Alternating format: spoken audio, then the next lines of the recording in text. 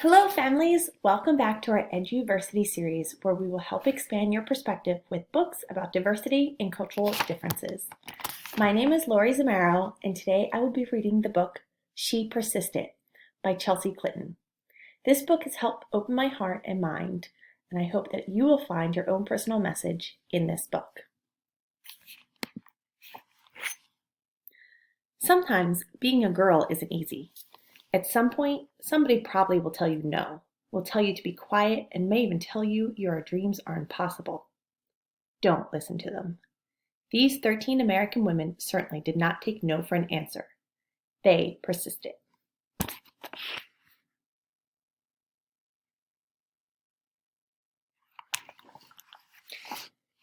Harriet Tubman was born a slave, and her story could have ended there. Instead, she persisted.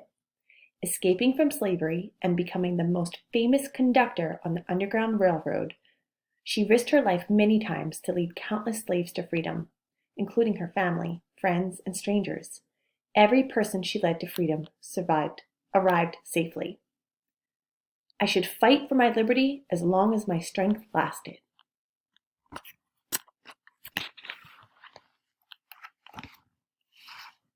Once Helen Keller became blind and deaf as a toddler, few people thought she'd be able to learn to read, write, or speak. But she persisted. Helen learned how to do all three and not only became the first person with deaf blindness to graduate from college, but she used her story to help fight for more opportunities for people with disabilities in the United States and around the world. One can never consent to creep when one feels an impulse to soar.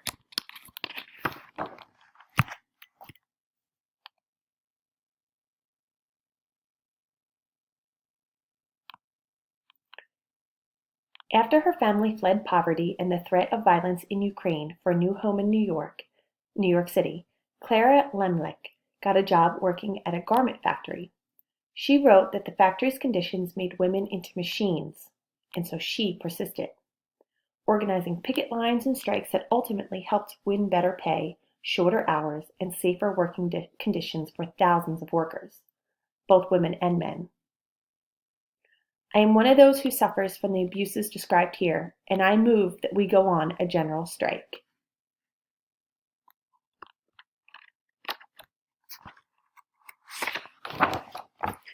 Nellie Bly became a reporter in part because a male writer had said that working women were a monstrosity, and she wanted to prove that women could do anything. At times, putting her safety at risk, she persisted throughout her career in exposing real monstrosities, pretending to be a sweatshop worker and a patient in a mental hospital to show how badly people were being treated. I have never written a word that did not come from my heart. I never shall.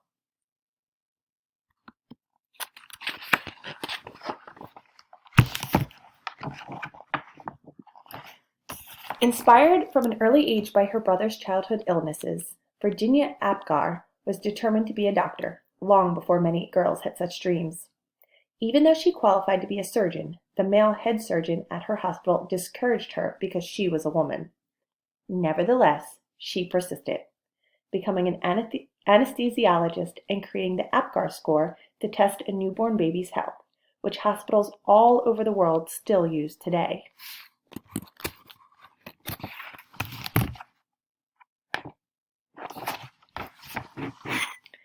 After Maria Tallchief's family moved to California, partly to support Maria's dreams of becoming a dancer, she was teased by students in school for her Native American heritage and later was encouraged to change her last name to something that sounded Russian, since many professional dancers at the time were from Russia. She persisted, ignoring all the taunting and poor advice to become the first great American prima ballerina.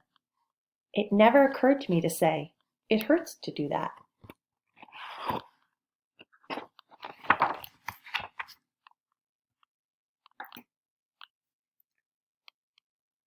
As a 15-year-old riding a bus home from school in Montgomery, Alabama, Claudette Colvin was expected to give up her seat to a white woman just because she was African American.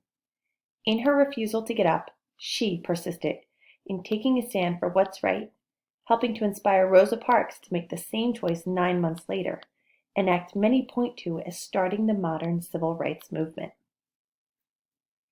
I knew then and I know now that when it comes to justice, there is no easy way to get it. You can't sugarcoat it. You have to take a stand and say, this is not right.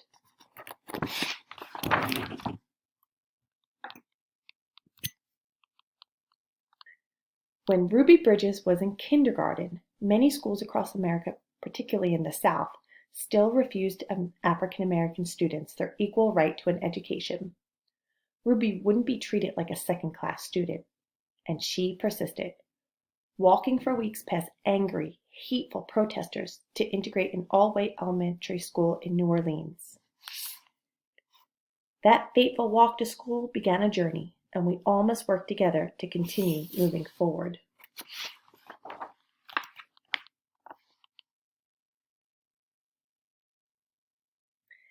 As the first woman to serve as both a U.S. representative and a U.S. senator, Margaret Chase Smith could have let that fact alone be her legacy. Instead, she persisted in championing women's rights and more opportunities for women in the military, standing up for free speech and supporting space exploration. The head of NASA once noted that we wouldn't have put a man on the moon without Margaret.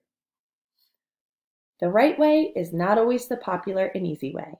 Standing for right when it is unpopular is a true test of moral character.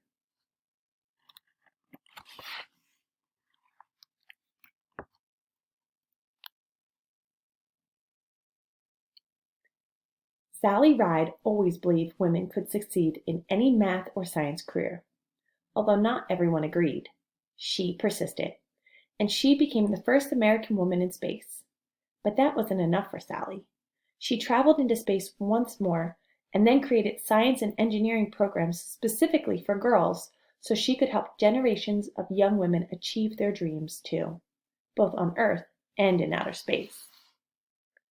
Young girls need to see role models in whatever careers they may choose, just so they can picture themselves doing those jobs someday. You can't be what you can't see.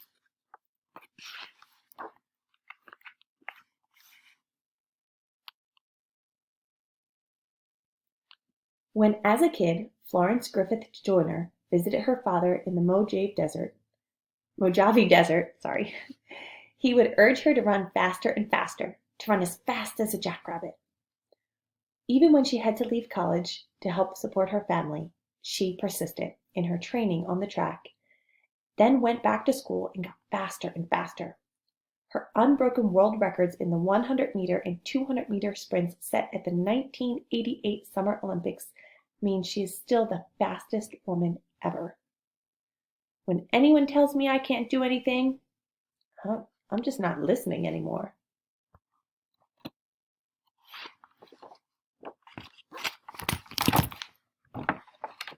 Oprah Winfrey's grandmother expected Oprah to follow in her footsteps and become a maid. Oprah knew, even as a little girl, that her dreams would take her somewhere else. She persisted in turning those dreams into her reality and became a media superstar, working in movies, books, magazines, theater, and most of all, television, where The Oprah Winfrey Show remains the highest-rated talk show of all time. The biggest adventure you can ever take is to live the life of your dreams.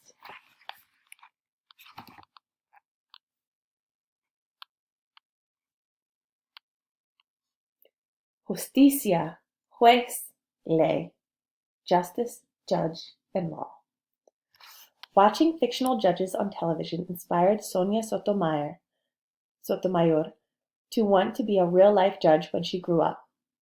She knew she'd have to speak English as well as she spoke Spanish, study hard in school, and manage her diabetes before she could one day wear a judge's robe with a gavel in hand. She persisted, eventually becoming a Supreme Court justice and the first ever Latina to sit on America's highest court.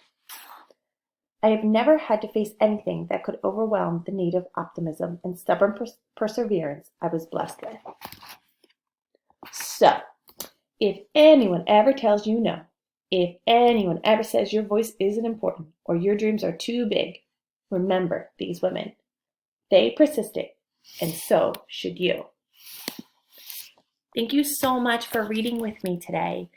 As we consider this book, I want to leave you with a few questions. I'm wondering, who most inspired you in this book and why? Did any of these women highlighted in the book remind you of a woman in your life? Or maybe even of yourself? How so?